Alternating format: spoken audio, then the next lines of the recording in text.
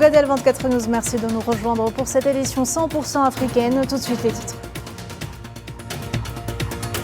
Soutien de la France au prétendu plan d'autonomie au Sahara occidental. Le gouvernement algérien décide le retrait avec effet immédiat de son ambassadeur en France. L'Algérie dénonce un bafouement de la légalité internationale de la part de Paris.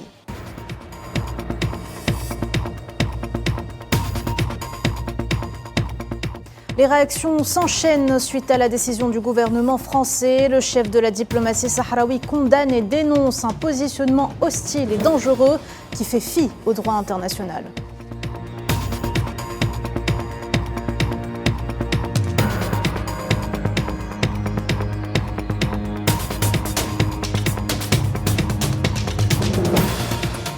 La décision prise par le gouvernement français viole le droit international tout en déniant le droit du peuple sahraoui à l'autodétermination. Une décision sans conséquences juridiques pour les plus avertis. On le verra dans ce journal de l'Afrique.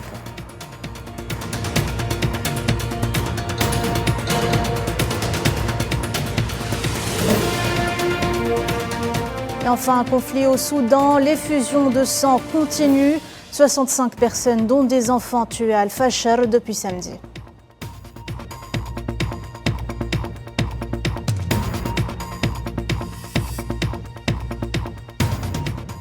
Bonsoir à tous. Soutien de la France au prétendu plan d'autonomie au Sahara occidental. Le gouvernement algérien décide le retrait de son ambassadeur en France avec effet immédiat. L'Algérie dénonce un bafouement de la légalité internationale de la part de Paris qui se démarque de tous les efforts déployés par les Nations Unies à l'effet de parachever la décolonisation du Sahara occidental et s'abdique de ses responsabilités en tant que membre permanent du Conseil de sécurité. Amal Mzienzi-Toné.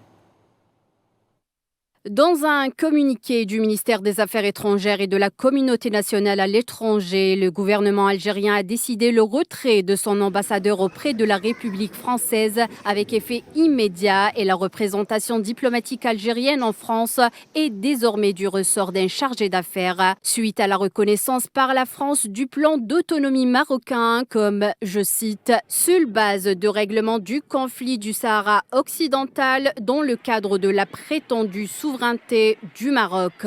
Le communiqué note que, je cite, « le gouvernement français a fini par donner sa caution franche et catégorique au fait colonial imposé au Sahara occidental, ce pas qu'aucun autre gouvernement français avant lui n'avait cru devoir franchir. Le gouvernement actuel l'a fait avec beaucoup de légèreté et une grande désinvolture, sans en mesurer lucidement toutes les retombées potentielles. » Et de préciser qu'en reconnaissant le plan d'autonomie marocain comme la seule base de règlement du conflit du Sahara occidental dans le cadre de la prétendue souveraineté du Maroc, le gouvernement français bafoue la légalité internationale, prend fait et cause pour la négation du droit du peuple sahraoui à l'autodétermination, se démarque de tous les efforts patients et persévérants déployés par les Nations Unies à l'effet de parachever la décolonisation du Sahara occidental et manifeste une abdication de responsabilité particulière qu'il doit assumer en toutes circonstances comme membre permanent du Conseil de sécurité. En conséquence, le gouvernement algérien a décidé le retrait de son ambassadeur auprès de la République française avec effet immédiat. La représentation diplomatique algérienne en France est désormais du ressort d'un chargé d'affaires, conclut le ministère algérien des Affaires étrangères. Les condamnations et les dénonciations se poursuivent suite à l'alignement de la France sur le prétendu plan d'autonomie marocain pour le Sahara occidental et ses implications scandaleuses de soutenir l'occupation violente et illégale d'un territoire considéré par l'ONU comme une question de décolonisation. Dans un communiqué publié par l'agence de presse sahraoui, le ministre sahraoui des Affaires étrangères, Mohamed Sidati, a condamné fermement cette décision, dénonçant un positionnement hostile et dangereux qui fait fi du droit international applicable à ce territoire. Ce positionnement hostile et dangereux fait fi du droit international applicable au Sahara occidental, ce qui ne sied sûrement pas à un pays de l'Union européenne, membre permanent de surcroît du Conseil de sécurité de l'ONU, suppose garant de la paix et de la sécurité dans le monde. Dans ce sillage, le soutien apporté par la France au prétendu plan marocain d'autonomie pour le Sahara occidental sape les efforts menés par la communauté internationale qui joue le rôle de constructeur, selon Mohamed Sidati. En s'alignant sur les thèses expansionnistes marocaines, la France se disqualifiait pour jouer un rôle constructif dans les efforts menés par la communauté internationale visant à parvenir à une solution juste et durable au conflit au Sahara occidental. La France ne devrait plus faire partie de la mission des Nations Unies pour l'organisation d'un référendum au Sahara occidental. Le chef de la diplomatie sahraoui ajoutera que la décision de la France ne changera rien à la donne. Le peuple sahraoui continuera de se battre jusqu'à l'expulsion définitive de leur territoire de l'envahisseur marocain. Quoi qu'il en soit et quelles que soient les épreuves que tente de nous imposer le Maroc avec le soutien de la France, le peuple sahraoui continuera à défendre mordicus ses droits jusqu'à obtenir le départ définitif de l'agresseur marocain de son territoire et la reconnaissance générale de la légitimité de sa lutte pour son autodétermination et son indépendance. Le Conseil suprême international des organisations de la société civile a d'ailleurs dénoncé la décision du gouvernement français, réitérant le droit du peuple sahraoui à l'autodétermination, à la liberté et à l'indépendance. Dans une déclaration faite à l'agence de presse algérienne, la présidente du Conseil, Intissar El-Klayeb, a profondément déploré la décision de Paris qui transgresse la légalité internationale et sape le droit des peuples à l'autodétermination.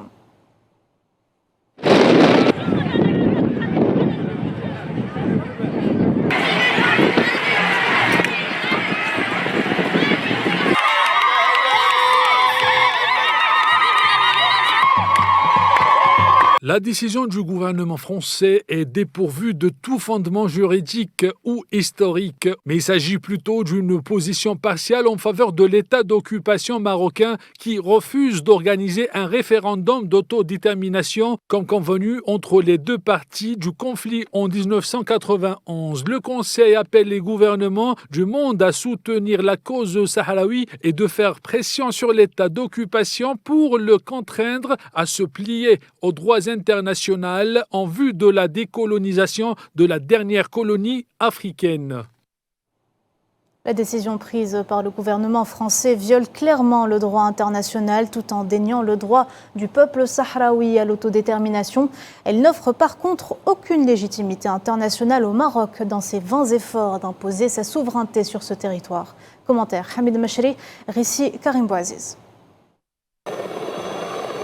Alors que les ambitions expansionnistes marocaines sur le territoire du Sahara occidental, que l'ONU considère comme un territoire en attente de décolonisation, sont croissantes, bénéficiant de la protection et la complaisance d'anciens régimes coloniaux, une question s'impose d'elle-même: jusqu'à quand ce déni du droit international? En se basant sur ce dernier, la décision du gouvernement français de s'aligner sur le plan marocain illégal, car privant le peuple sahraoui de décider de son avenir, n'accorde aucune justification ou légitimité au Maroc d'annexer et coloniser le territoire sahraoui en vertu du droit international. Cependant, cela signifie que Paris est allé de l'avant dans son soutien à son allié marocain, qui demeure impuissant de fournir le moindre argument juridique sur ses prétentions sur ce territoire. Le régime du Marzen s'est vu succéder une série de revers diplomatiques à l'international, notamment la décision de la justice européenne qui a statué récemment que l'accord bilatéral de pêche Maroc-UE est illégal car impliquant les eaux territoriales sahraouies.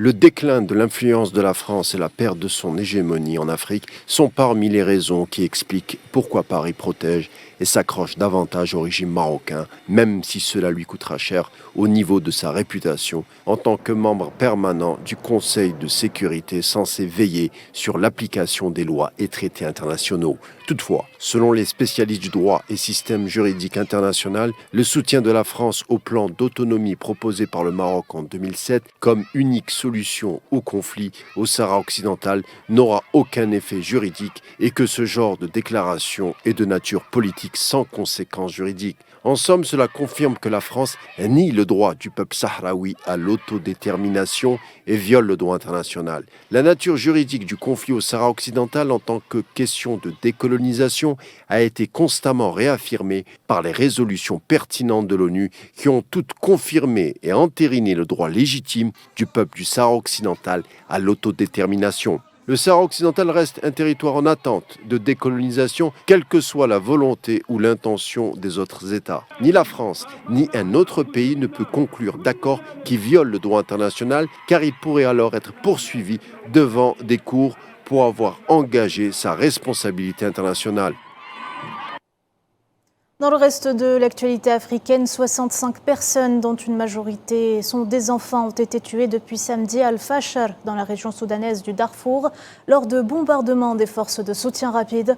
La coordination des comités de résistance d'Al-Fashar a indiqué que les forces de soutien rapide ont tué en 3 jours seulement plus de 43 enfants, 13 femmes et 9 hommes parmi les citoyens de la ville, ajoutant que plus de 70 roquettes ont été tirées en une seule journée sur les hôpitaux, les logements, les mosquées et les marchés. Personne n'a été épargné.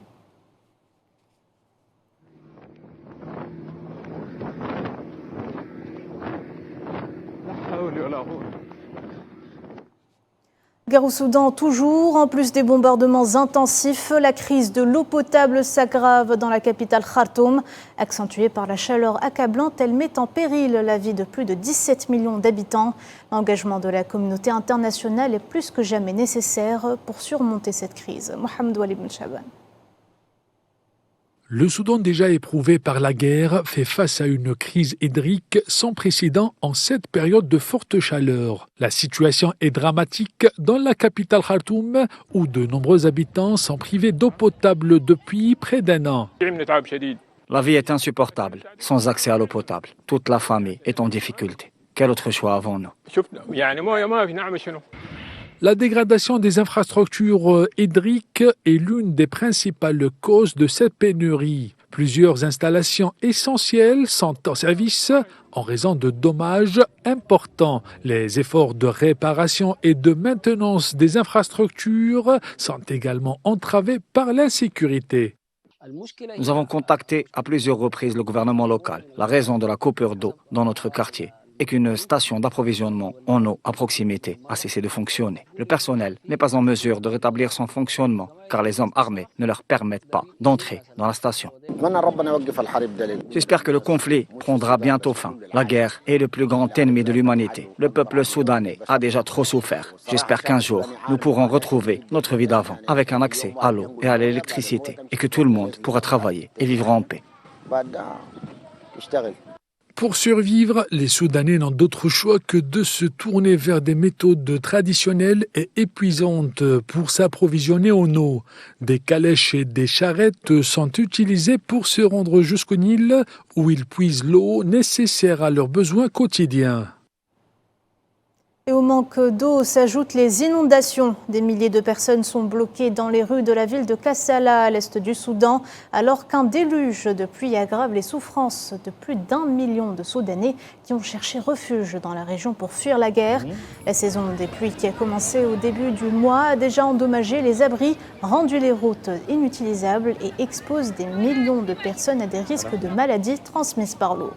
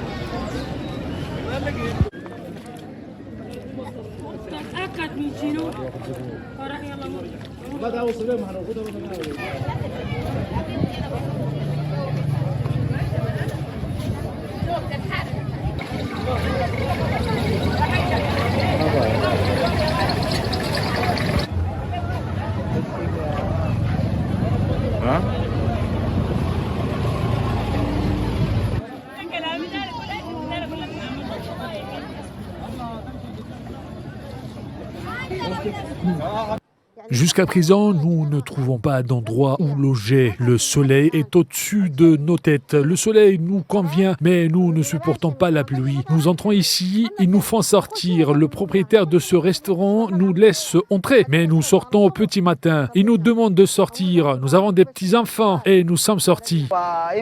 La situation n'est pas encore claire avec le nombre croissant de personnes déplacées. Les gens sont toujours dans les rues. Cette situation nécessite une position ferme qui dépasse les capacités de l'État de Kassala. Le gouvernement central doit intervenir, notamment en termes de santé et de situation humanitaire. Ce problème peut conduire à des épidémies qui pourraient être néfastes. Pour faire face à cette catastrophe, l'ONU prévoit à travers ses travailleurs humanitaires de venir en aide à près de 2,4 millions de Soudanais sinistrés. Le Bureau de coordination des affaires humanitaires a affirmé que les Nations Unies et leurs partenaires soutenaient les efforts du gouvernement sud-soudanais pour se préparer à ce qui devrait être les plus graves inondations depuis 60 ans, indiquant être prédisposés à fournir des services sanitaires et nutritionnels, des abris et une aide alimentaire.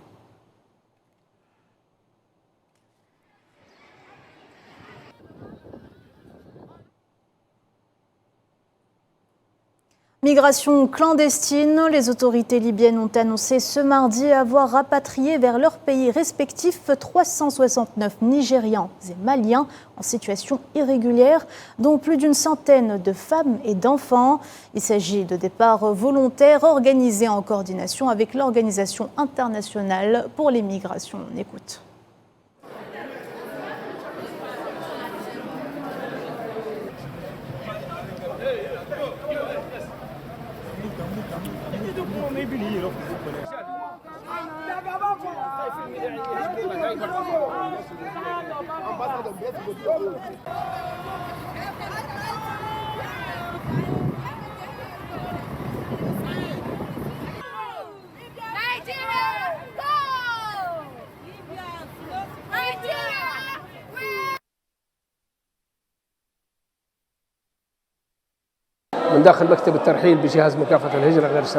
Le bureau de l'organe de lutte contre l'immigration clandestine annonce que 2 vols. Le premier vol se compose de 204 migrants illégaux de nationalité nigériane et le second, composé de 165 personnes en provenance de la République du Mali, rentreront chez eux. Glissement de terrain meurtrier en Éthiopie. Les équipes de sauvetage continuent de récupérer des corps dans la zone de Gofa, près de 10 jours après la catastrophe.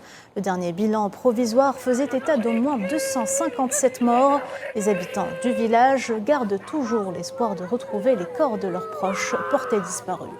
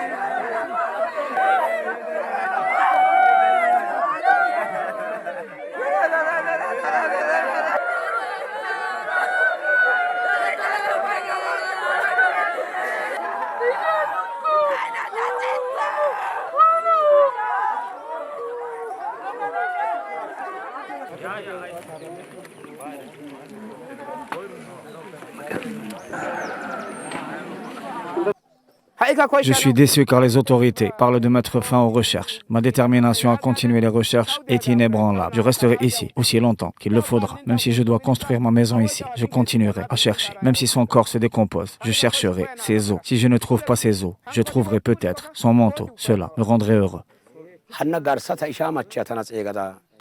Ma belle-sœur m'a réveillé. Quand je suis sorti, le terrain s'était effondré. Il y avait une femme qui séjournait dans la maison de mon frère. Nous l'avons entendue crier dans les décombres et nous nous sommes précipités pour la sortir de la boue et la secourir. Ce que vous voyez ici était un champ ouvert et tous les gens se tenaient là. Puis, au bout d'un moment, nous avons entendu un grand bruit et la montagne s'est effondrée sur tous ces gens qui étaient venus aider au sauvetage.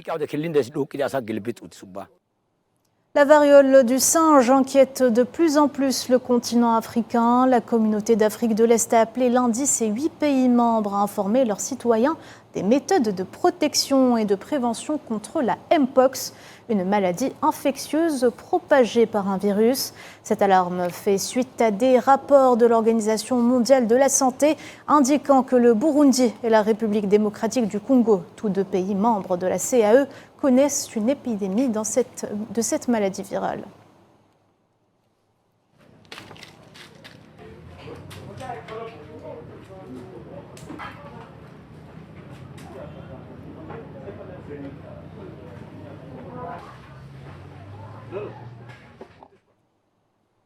Zoom sur les performances africaines aux Jeux Olympiques de Paris 2024. La Sud-Africaine Tatiana Smith a remporté l'or du 100 mètres brasse olympique féminin grâce à une poussée tardive.